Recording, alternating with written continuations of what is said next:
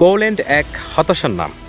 আপনি পোল্যান্ড যাবেন বা পোল্যান্ডের জন্য প্রসেসিংয়ে রয়েছেন, আপনার ওয়ার্ক পারমিট হয়েছে বা হবে, বা আপনি ওয়ার্ক পারমিটের জন্য জমা করবেন টাকা পয়সা, তাহলে আমি বলবো এই ভিডিওটি আপনার জন্যই।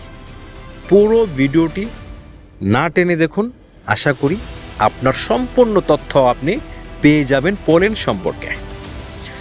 পোল্যান্ড যাওয়ার জন্য যদি আপনি বর্তমানে চিন্তা করেন, তাহলে আমি বলবো ভাই, আপনি জেনে শুনে ইচ্ছা করেই আগুনে ঝাঁপ দিচ্ছেন। আসসালামু আলাইকুম রহমতুল্লাহ। ভিসা নিউজ বিডি 24 চ্যানেলের পক্ষ থেকে সবাইকে শুভেচ্ছা। আমাদের বাংলাদেশিদের মধ্যে অনেক বড় একটা অংশ বিদেশগামী কর্মীরা চায় ইউরোপে যেতে বা ইউরোপের যে কোনো একটি দেশে সেটেল হতে ভবিষ্যৎ চিন্তা করে। এর মধ্যে বাংলাদেশিদের পছন্দের তালিকায় অন্যতম একটি দেশ হচ্ছে পোল্যান্ড। বিগত 5-6 বছর ধরে বাংলাদেশিরা যেন হুমড়ি খেয়ে পড়েছে পোল্যান্ডের দিকে, কারণ পোল্যান্ডে যাওয়া বাংলাদেশিদের জন্য অনেকটাই সহজ ছিল। আমরা আজকে জানব পোল্যান্ডের বর্তমান পরিস্থিতি, পোল্যান্ডের ভোগান্তি এবং আপনার পোল্যান্ডে যাওয়ার চিন্তা করা ঠিক হবে কিনা। এখন বাংলাদেশে থেকে যদি কেউ পোল্যান্ডে যাওয়ার চিন্তা করে, তাকে মিনিমাম সময় নিতে হবে 1.5 বছর। আপনার ওয়ার্ক পারমিট বের হতেই সময় লাগবে 4 মাস মিনিমাম, তারপরে 6 মাসও লাগতে পারে যদি ঠিকঠাক কোনো এজেন্সি, ঠিকঠাক কোনো মানুষের হাতে টাকা পয়সা জমা দিয়ে থাকেন। তারপর আপনাকে অ্যাপয়েন্টমেন্ট ডেট নিয়ে ভারতের দিল্লি পোল্যান্ড অ্যাম্বাসি যেতে হবে, কারণ পোল্যান্ডের অ্যাম্বাসি আমাদের বাংলাদেশে নেই, এটা সবাই জানেন মোটামুটি। আপনাকে ভারতের ভিসার পেছনে দৌড়াতে হবে অনেক দিন, কারণ বর্তমানে বাংলাদেশিদের জন্য ভারতের ডাবল এন্ট্রি ভিসা বন্ধ রয়েছে। মোটামুটি বলা চলে সব ধরনের ভিসাই তারা বন্ধ করে রেখেছে বাংলাদেশিদের জন্য।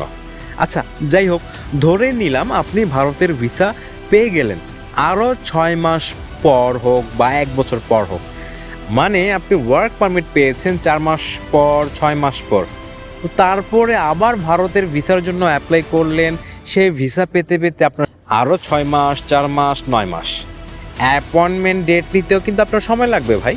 অ্যাপয়েন্টমেন্ট ডেট নিতে গেলেও আপনার 6 মাস সময় লাগতে পারে। মানে আপনি পোল্যান্ডের ওয়ার্ক পারমিট, ভারতের ভিসা এবং অ্যাপয়েন্টমেন্ট ডেট, এই তিনটা যদি মিলিয়ে নেন, আপনার এখানে সময় চলে যাচ্ছে 1 বছর।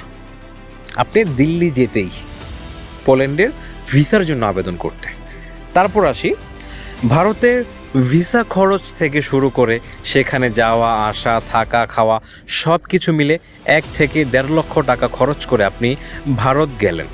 যাই হোক, সেখানে আপনি দিল্লি অ্যাম্বাসিতে আপনার পাসপোর্ট জমা করলেন, অপেক্ষা করলেন 1 মাস, 1.5 মাস। তারপর আপনার মোবাইলে একটি SMS এর মাধ্যমে জানানো হলো যে আপনি আপনার পাসপোর্ট দিল্লি অ্যাম্বাসি থেকে কালেক্ট করেন। আপনি পাসপোর্ট কালেক্ট করার পর দেখলেন আপনি ভিসা পাননি। পোল্যান্ড অ্যাম্বাসি আপনাকে ভিসা দেয়নি, আপনাকে 10 নাম্বার বা 9 নাম্বার একটি মেরে দিল। তারপর আপনার হয়তো কান্না করতে করতে বাংলাদেশে চলে আসতে হবে, যেহেতু আপনি ভিসা পাননি। আপনার মন একবার ভেঙে গেলে দ্বিতীয়বার আপনার আর নতুন করে ভিসার আবেদন করার ইচ্ছা থাকবে না, এটাই স্বাভাবিক। এই হলো বাংলাদেশ থেকে যদি আপনি পোল্যান্ডের জন্য আবেদন করেন। এখন আমরা কথা বলবো দেশের বাইরে কারা কারা আবেদন করতে পারবেন বা ভিসা পাবেন কিনা, বা আবেদন করার প্রক্রিয়া কি। আমরা সকলে অবগত রয়েছি, সৌদি থেকে, কাতার থেকে, কুয়েত থেকে, বাহরাইন থেকে, দুবাই থেকে, ওমান থেকে, মধ্যপ্রাচ্যের দেশগুলো থেকে পোল্যান্ড যাওয়া সহজ। এই জন্যই অনেকে 4 লক্ষ 5 লক্ষ টাকা খরচ করে মধ্যপ্রাচ্যের দেশগুলোতে প্রথমে যায়, গিয়ে চাকরি বাকরি করার পরে ওইখান থেকে সুযোগ নেওয়ার জন্য ট্রাই করে। অনেকের চিন্তাভাবনা এমন থাকে যে আমি মধ্যপ্রাচ্যের যে কোনো একটা দেশে গেলাম, 2, 4, 6 মাস, 1 বছর কাজ করলাম, যাওয়ার পর ওইখান থেকে আগে ওয়ার্ক পারমিট নিব, তারপর পাসপোর্ট জমা করব অ্যাম্বাসিতে, তারপর আমি পোল্যান্ডের ভিসা পেয়ে পোল্যান্ড চলে যাব। অনেক ইজি ব্যাপারটা। যদি আপনি এমন চিন্তা পোষণ করেন বর্তমানে, তাহলে আমি বলবো ভাই, আপনি ঘোরের মধ্যে রয়েছেন। বর্তমানে মধ্যপ্রাচ্যের থেকে পোল্যান্ডের অ্যাপয়েন্টমেন্ট ডেট পাওয়া যায় না। অ্যাপয়েন্টমেন্ট ডেট পেতেই 6 মাস 9 মাস সময় চলে যায়। যদি কোনো ক্রমে আপনি অ্যাপয়েন্টমেন্ট ডেট পেয়েও যান, ধরে নিলাম আপনি অ্যাপয়েন্টমেন্ট ডেট পেয়ে গিয়েছেন 6 মাস পর, 9 মাস পর, 1 বছর পর, কিন্তু তারপরেও পোল্যান্ডের ভিসার পাওয়ার সম্ভাবনা খুবই কম রয়েছে এই মুহূর্তে। সব থেকে বড় কথা, আপনি এনওসি লেটারই তো নিতে পারবেন না। ধরুন আপনি সৌদি আরবে আসছেন, কাজ করলেন একটা কোম্পানিতে, আপনি এখান থেকে পোল্যান্ডের জন্য অ্যাপ্লাই করবেন, মাস্ট বি আপনার কোম্পানির থেকে এনওসি লেটার নিতে হবে, যেটা সৌদির কোনো কোম্পানি আপনাকে দিবে না, দেয় না। আপনি হতাশায় ভুগবেন। আপনি 4 লক্ষ 5 লক্ষ টাকা খরচ করে সৌদি আরব আসলেন, আপনি 1 লক্ষ 1.5 লক্ষ টাকা দিয়ে ওয়ার্ক পারমিট এনেছেন, পেয়ে গেলেন, আপনার এই পুরো টাকাটাই জলে যাবে। কারণ এনওসি লেটার ছাড়া পোল্যান্ড এম্বাসি আপনাকে ভিসা দিবে না। এনওসি লেটারটা হচ্ছে আপনার কোম্পানির ছাড়পত্র। আপনি কফিলের আন্ডারে রয়েছেন, কোনো কোম্পানির আন্ডারে রয়েছেন, কোম্পানির কোনো ঝামেলা নেই। কোম্পানি এনওসি লেটারটাতে উল্লেখ করে দিবে যে এই কর্মী যে কোনো মুহূর্তে যে কোনো দেশে যে কোনো কোম্পানিতে জয়েন করতে পারে, আমাদের কোনো আপত্তি নেই। সৌদি আরব হোক, দুবাই হোক, কাতার হোক, কুয়েত হোক, আপনি যাওয়ার সাথে সাথে এই এনওসি নিতে পারবেন না। হয়তো কোম্পানির সাথে ভালো কোনো সম্পর্ক করতে পারেন 2, 4, 5, 7 বছর কাজ করে, তারপর হয়তো কোনো সময় আপনাকে দিলেও দিতে পারে, কিন্তু অনেক ক্ষেত্রে দেয় না। তো ভাই এক কথায় বলবো, যদি কারো প্ল্যানিং থাকে মধ্যপ্রাচ্যে গিয়ে পোল্যান্ডে যাবেন, বাংলাদেশ থেকেও পোল্যান্ডে যাওয়ার চিন্তাভাবনা করতেছেন, আমি আপনাদেরকে হাত জোর করে বলবো, দয়া করে পোল্যান্ডের চিন্তা ভাবনা মাথা থেকে টোটালি বাদ দিয়ে দেন।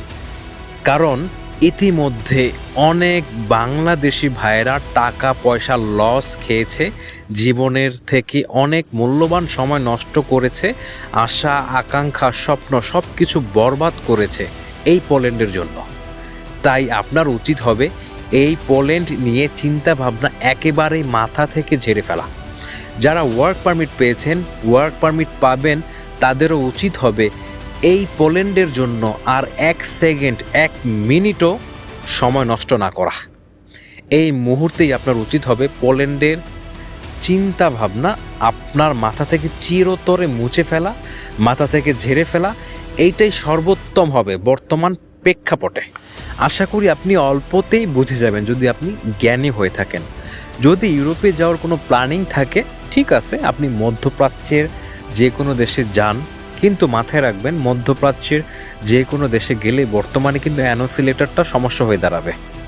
আপনি যদি সহজেই ইউরোপে যেতে চান, আপনি সর্বপ্রথম দেখবেন কোন কোন দেশে ভিসা আবেদন করার জন্য এনওসি লেটার প্রয়োজন হয় না। যেমন ক্রোয়েশিয়া রয়েছে বা আদার্স অনেক দেশ রয়েছে যাদের ভিসার জন্য এনওসি লেটার মানে কোম্পানির ছাড়পত্র প্রয়োজন হয় না। আপনি এইগুলো নিয়ে রিসার্চ করেন, তারপরে আসেন। বাংলাদেশ থেকে যেহেতু ইউরোপের দেশগুলোতে যাওয়া ডিফিকাল্ট, আপনি যান ছোটোখাটো একটা দেশে যান, মধ্যপ্রাচ্যের দুবাইতে যান, সৌদি আরব যান, আপনি কাতার যান। এইসব দেশে গিয়ে আপনি 2, 4, 6 মাস 1 বছর কাজ করেন, কাজ করার পর ওইখান থেকে অ্যাপ্লাই করেন। আশা করি যদি আপনার নসিবে ভালো কিছু থাকে, আশা করি হয়ে যাবে। তবে পোল্যান্ড নিয়ে আমি আবারও বলতেছি, হাত জোর করে পোল্যান্ড নিয়ে চিন্তাভাবনা একেবারে বন্ধ করে দেন। যাই হোক, আমরা প্রতিনিয়ত আপনাদের কাছে এমন কিছু ইনফরমেশন দেওয়ার চেষ্টা করি, যেই ইনফরমেশনগুলো অবলম্বন করলে হয়তো আপনার কিঞ্চিত পরিমাণ হলে উপকার হবে। তো যাই হোক, আমাদের ভিডিওগুলো, আমাদের বার্তাগুলো ছড়িয়ে দিন প্রত্যেকটি বাংলাদেশি বিদেশগামী কর্মীদের মধ্যে।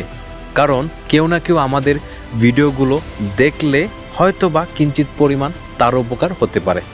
আশা করব আমাদের চ্যানেলটি সাবস্ক্রাইব করবেন, লাইক করবেন এবং সর্বদা আমাদের পাশেই থাকবেন। ধন্যবাদ। কথা হবে নেক্সট কোনো ভিডিওতে।